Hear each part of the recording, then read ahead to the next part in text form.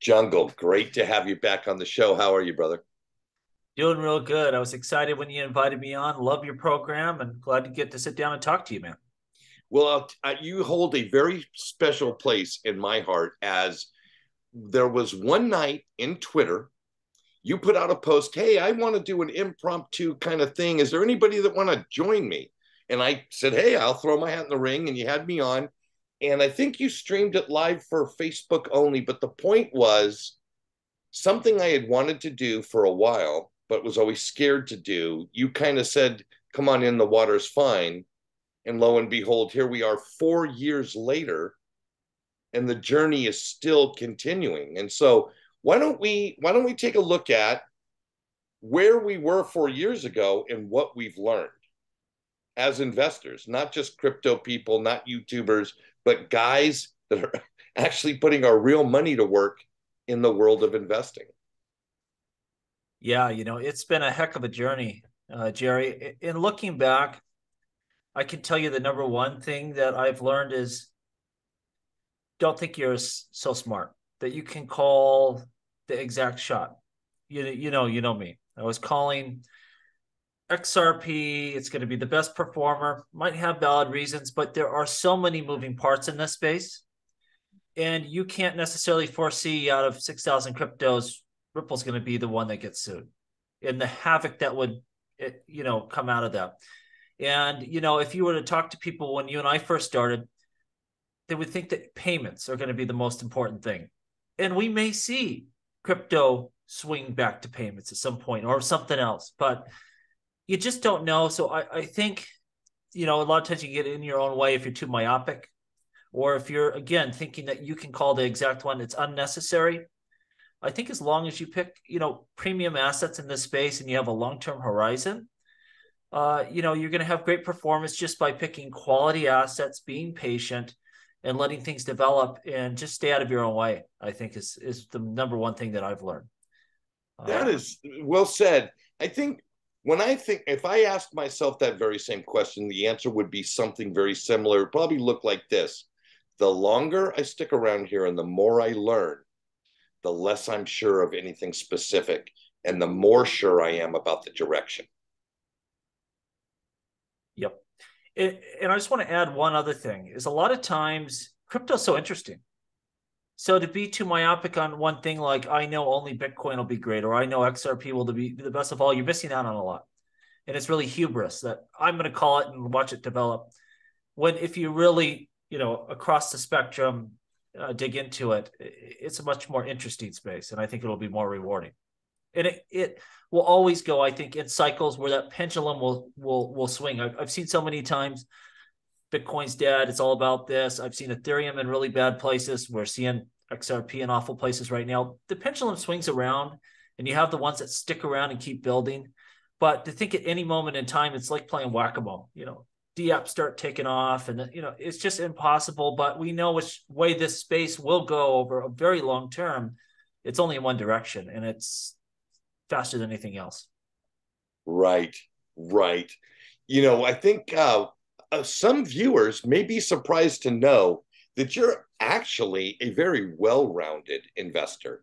Um, what we haven't tweeted about are our personal conversations we've had with each other about, well, the Chinese stock market, ICOs. We've talked about real estate investment trust, and you and I have had a lot of conversations offline about the world of investing. And so one of the things it would be fun to jump into is what are some of the tools that you use? Like if you had to open up your investor toolbox and share some of those tools with the world, what would some of those tools look like? I think the number one tool is knowing that, again, I'm not a professional in this arena. And most people that are still lose to even something like the S&P 500. So I do like to pick individual stocks and, get into all sorts of different areas. But for the money that I absolutely need to be there, I'm really thinking long-term for my family. And it's not going to return like crypto and some other stuff. But I do take a stack of my money and put it in the S&P 500 almost as a savings account when you think of that, knowing that there will be at the end of the road when I exit this planet and obviously I'm not working and earning anymore, there's something there for them. So I definitely use S&P 500 almost again as a savings account and long-term investing. And then from there, I just, try to kind of like crypto, pick solid companies that I think are going to grow and give me a return. Again, I'm a low-level investor in the fact I don't have any great outlook, and I just try to stay away from things that are very popular, very hot. If you go on YouTube and that's the thing everyone's talking about, probably stay away from that. But just use kind of common sense with the long-term horizon within companies, and I do some singular stock investing as well. Yeah, I distinctly remember us talking about some of the stuff coming out of China that was going to be available in Hong Kong, and actually looking at the mechanics of, well, how do we acquire it, right? Yeah. How do we get something that isn't necessarily available to us on E-Trade? So one of those tools was open an international account with Charles Schwab or Fidelity. You know what I mean? And there's a little hoop you jump through, but it's not that big a deal. One of the things that I love about you is you've always been a learner. You're always trying to learn more. And it's been definitely, it's coming through in a lot of your videos now. Like you said, you were pretty confident that something was a certain way 4 years ago. And now you're really coming from a place of context, not specifics. And you're talking about your thoughts and your feelings and your ideas, which are not specific things. Those are very, they're specific to you, but they could be general to me. And that's really helpful. I think a lot of people are turning to YouTube and believe it or not, TikTok and citizen journalists to get information, because the mainstream has been so screwy with us the last decade or two. Yeah. Yeah. And I think that's what I'm looking for people on YouTube. I'm looking for their opinions, something different than I'm going to get, on the regular TV screen. And kind of back to this theory, the one thing we were looking at was Ant Financial. That was the one I was so excited about because it was so clear. Hong Kong was going to be this gateway that opens up China to the rest of the financial world, the biggest IPO in history. And then China's like, no, you're not going to IPO. And they don't want that opportunity. So, things change so quickly, and it might not have been great because just the way things are going and the stress coming on Chinese companies right now internationally, might not have been the great deal that I thought of, even though I'm sure, Ant's growing at just a ridiculous pace. And so is Alibaba, but it's, not reflected in those, those values right now. Right. Well, we've fortunately, you and I have both been through some cycles now, right? We've been through cycles caused by black swan events like the coronavirus. We've been through cycles like, exuberant expansion, and then obviously the come back down to earth contraction that you witnessed in 2017 and experienced through 2018, 2019. People that are tuning in now, that are coming into crypto now, are getting to experience what it looks like to be in a credit cycle where the rate to borrow money is the driver for all economic activity in asset prices, right? Right. Really interesting stuff. So I was hoping to pick your brain a little bit about, from where you're sitting, what do you see as kind of some of the macro stuff that we can look forward to for 2023 from your seat, from your vantage point? Well, I mean, one of the things that's always in the back of my mind is we had such a bad 2022. How often does it follow up with a really nasty 2023? But kind of this might be one of those years. I mean, that's always there. I think we have so much stuff going on right now between what's going on in Europe. There's going to be a stressor on the global economy, screw up supply chains, food supply, stuff like that. You have, hostile actions by the Federal Reserve. I was trying to go back and look, well, what happens when they pivot? Because I keep hearing they're going to pivot and everything's going to go to the moon. And it seems like at least maybe this will be different this time around, but it seems like when they pivot is actually when the real pain starts. When I started going back and looking at that, it was very turbulent after that. So, I think we know all the things that are kind of dragging on us. You're not going to be able to let all of these things clear and go, okay, now it's perfect. Because by then it's off to the races. So I think at some point you really have to start front running that stuff and, drawing your line in the sand and say, it's go time. And even like this last big drop down, even though I'm not convinced it's not going to get more hideous as we work through the year. I did start dollar cost averaging into some cryptocurrencies, and I'm not looking to trade out of them. Too many times I've been wrong. I got in at, at least historically pretty good values compared to where we were at the height. And we'll sit back and see. Right now things are pumping up, so I'm just kind of put more cash aside as I get money, and we'll see it develop. So I don't really know the way it'll go, even though I fear it'll be a fairly painful year. Interesting. Very interesting. I'm probably in that camp that believes that if the Fed does reverse course and bring down the rate, even if it's tiny, like even if it's like just a quarter of a percent, if they do turn, that will be a monster signal. I mean, we're seeing activity in the markets with just them relaxing. You know what I mean? Like they're taking their foot off the gas pedal, and the markets are responding, which tells me one of two things. One, there was a lot of accumulation of dollars in reserves, right? People stacking dollars ready, positioning themselves. Yeah. And then the other is we're hearing all this stuff about the consequences of the recession and this, that, and the other thing. My experience is that's when all the wealth is generated, right? So we've had this monster 2020 drawdown. Those people that were accumulating heavy in November and December, right, starting in July of last year, are going to do very, very well. Right. Right. And so my little strategy is I don't dollar cost average anymore. Officially, it's all passive dollar cost averaging. In other words, my staking rewards are auto compounding. Right. So I don't own assets that don't pay me to own them. All my Bitcoin is wrapped Bitcoin in a pool earning money. All my Ethereum is wrapped Ethereum in a pool earning, an interest or dividend or a payment of some sort. And so that is how I'm able to acquire more assets. It's just by using the mechanisms that are in place for a staking, liquidity pools, etc. And hopefully we have, it doesn't all go to shit. And I don't think it will. I think we've hit escape velocity. Do you believe that with crypto, that it's achieved takeoff, that there's no putting the genie back in the bottle or the toothpaste back in the tube? Oh, as far as long-term crypto being absolutely. I just don't think it's possible. It's gonna continue to grow and be adopted, and we know it's the future. It's just a question of timing. Well, there are a lot of people that will say, there are a lot of very well-educated people that will tell you, there's not a lot of there. Yeah. As far as how crypto is going to be this big industry.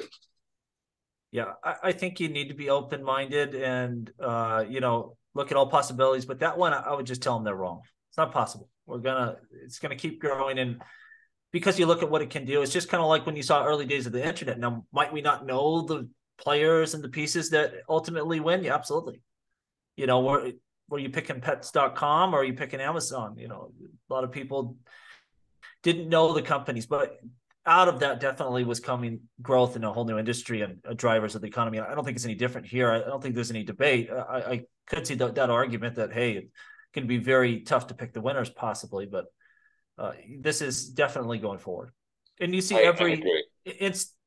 every institution globally gearing up for this in a multitude of ways. Every government looking about how are we going to regulate this, and big announcement today from the White House. I mean, we're just so slow dragging our feet, but about crypto frameworks and things like that coming out. So it's coming. It's just an awful process, and that we here in the U.S. But there's not a government in the world that thinks this won't be the next thing. There's not a major financial institution or business out there that's not looking at some way how to leverage this technology. It's just early.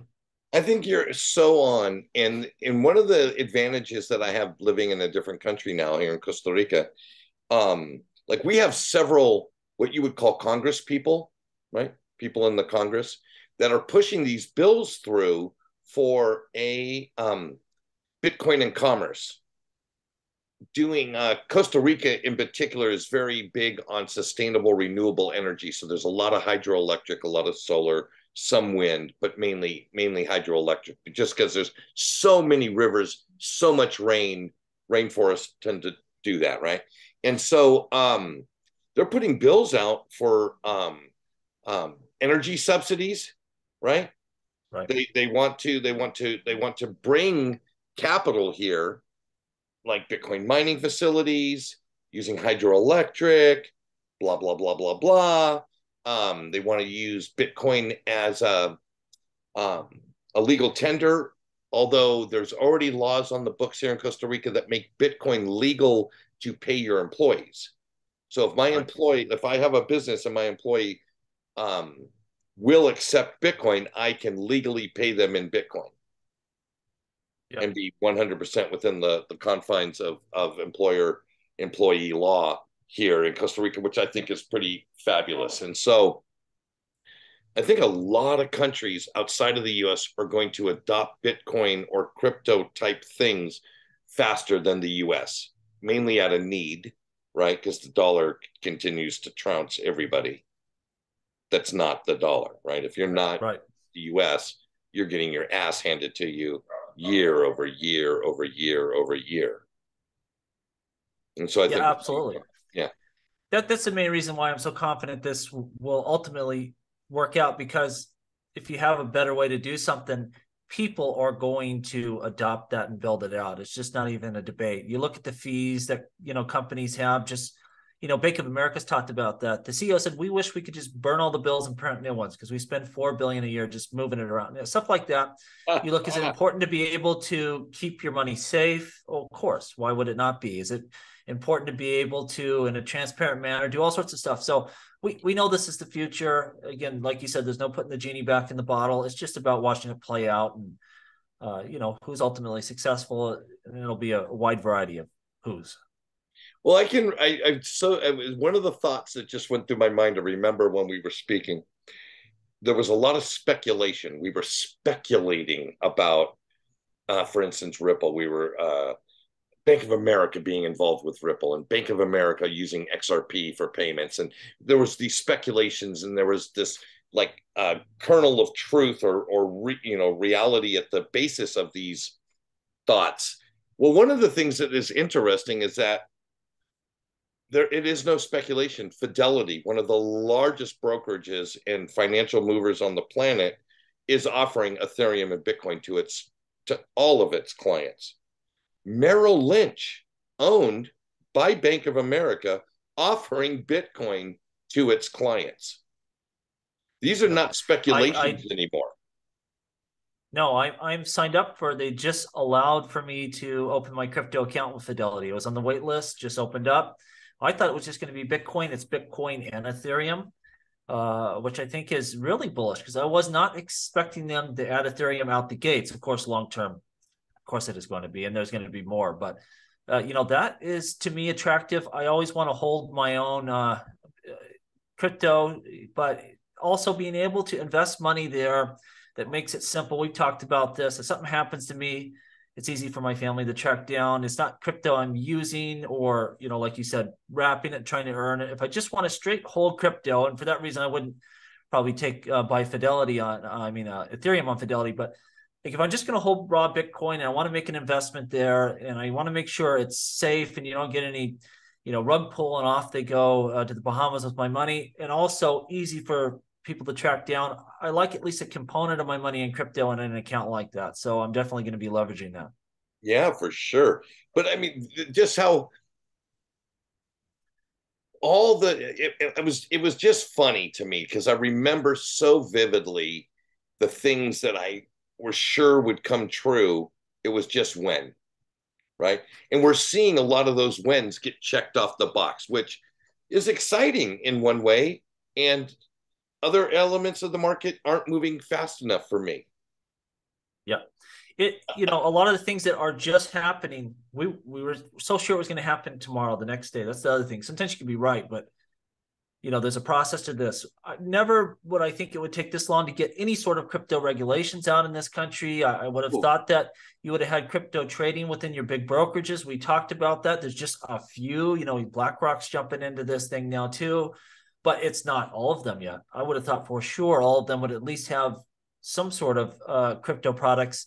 I thought we'd have a Bitcoin ETF so long ago. It's just stupid. And we got the futures one, and they won't let us have, the spot ETF. So a lot of this stuff just takes longer than you think, and it's more complicated than you think. And you brought up the dollar, about trying to protect the dollar the best you can. You notice the countries like China and the US don't want to give up control of that. So they're really digging their heels in there. And I think in a lot of ways with crypto, what's even scarier is the US capital market, because it's so massive here, and you have all that money that comes into this country because of it. And they start thinking, well, if we let you tokenize stuff, might you not jump through these hoops? And you see countries that want to bring in more money and don't have that same position with this massive capital market. They're more crypto friendly and inviting. So there's a lot of moving parts where you just don't know for sure, other than the fact we'll get there.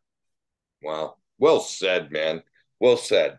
So I've been trying. So this new rebranding I'm doing of my interview shows, I'm keeping them shorter, right? I'm not doing a full hour. You've just given me a poop ton of content. No editing needed. I'm going to slap a thumbnail and an intro on this sucker and call it good. Any parting shots for the folks at home? Well, I think you said you wanted to talk a little Flare. Maybe people want to hear about the new airdrop. So maybe we can get into that briefly. Okay, so at the time of this airing, or at the time of this recording, I apologize, Flare Proposal 01 just passed 98.3% approval. So let's go into that. What does that mean to you, this Flare approval of this reconfiguration of distribution, inflation, etc.? So when I look at it personally, and again, this is my opinion, I understand the idea here is that it's to incentivize people that quote unquote participate in the network and not just give people arbitrarily coins. And that makes some sense. But when I look at myself, I'm going to get an awful lot of coins really quick. And I'm no means a massive investor. I think some people are going to get an awful lot more coins than me. And as the price starts going up and your stacks are inflating, it doesn't need to go up that much to be a massive gain.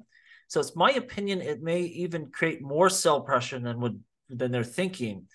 I don't think it's a good change myself, but it's only for 36 months, first of all. And again, it's an opinion. The people voting have a different one. And so those are the rules we're playing with. So I guess I will just use it to accumulate all the coins that I can, looking out long-term into the horizon, and we'll see what this thing can grow into. And in reality, it's going to come down to, do they have good DApps on there? Do they have compelling decentralized exchanges and yield earning opportunities and things like that? And if they do, it's going to be a moot point whether they went the old way or the new way. It's going to be successful, and if they can't, it won't be. So I think that's really what you got to keep your eye on as they start rolling out applications. And again, it's not going to be great from the beginning. It takes time to build this stuff out. So that's what I'm going to do. Get all the coins I can, and let's see how it kind of plays out. Well, my personal opinion is pretty clear. I think that if you say you're going to do something, you should do it. And when you tell, 100,000 people, hey, we're going to do this, and then 2 years later, you want to change it, that's kind of uncool, right? It's kind of uncool to go, regardless of the validity of that, right? The reason, it's a good reason. I get it. I totally understand the game theory. I get the reasoning for the proposal. But to even have the proposal goes against my whole personal thing is, if I say I'm going to do something, I do it, regardless of how much time goes by or how I feel about it, or did other things change. If I make a commitment, my commitment is I make a commitment. Anyway, that's my personal thing. My strategy is I have to hold it now. I can't sell it. So I have to hold it. I have to wrap it. I have to delegate it. I have to, if I want to get the rest of it, right? Yeah. That was my first point when that came out, that's part of it too. And you're trying to build community and you're trying to build trust. So that was my very first point, that why it was bad. My second is I think it's going to have a opposite effect that they think it will. But again, these are my opinions. So, that's, you said exactly right. It passed, it's going forward. And so I think you have to react to the way it is and not maybe the way you think it should be. Right. I had other critiques of Flare. If anyone saw me on Twitter, they were quite negative. I think they were definitely issues, and I put it out there. But at this point, I'm done, being ticky-tack with everything Flare does. Again, I do recognize it's not easy to launch a blockchain and build it out. So I'm with everyone else. I'm just going to sit back and let's see what they can do. And I've already put my concerns out there. So if maybe someone's thinking about, everyone keeps saying it's free. Well, not really. It's trading millions of dollars a day. So people are buying it. That's really who I'm thinking about is, and I'm not telling people not to buy it, just be aware of these issues. And, I put all that out there, and now, I'm watching. I bought some Flare on the first 2 days post drop. It was under 4 cents. I have a feeling we may go even lower, and I'll kind of decide if I want to buy a little more. But even though I was negative, it doesn't mean I think it's worthless or bad. I just thought there were things people need to be aware of.